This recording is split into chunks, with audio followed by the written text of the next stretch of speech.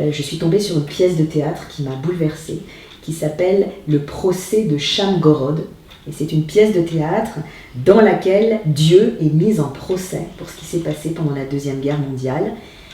Et cette pièce a été écrite par un survivant de la Shoah, Elie Wiesel, le prix Nobel de la paix.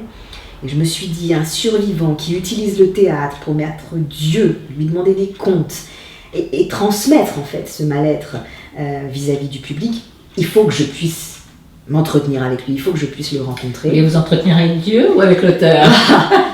Et pour moi, c'était presque quasiment la même chose. Elie Wiesel était bien sûr prix Nobel, intouchable à l'université de Boston.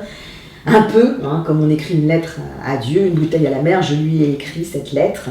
Et un mois plus tard, il me répondait, contre toute attente, en me disant que oui, pour lui, effectivement, il y avait dans l'art théâtral la capacité de respect, en fait, de la souffrance, plus que sur grand écran, parce que les films dévoyaient un petit peu cette banalité du mal, et qu'il pensait profondément que j'avais raison d'utiliser le théâtre pour transmettre la parole de survivants et de victimes post-traumatiques. C'est ce qui vous anime encore aujourd'hui à travers tous vos projets. C'est encore aujourd'hui, et il a accepté non seulement que je puisse l'interviewer, mais d'être mon directeur de thèse, puisqu'il a écrit plusieurs pièces de théâtre qui n'ont jamais été publiées.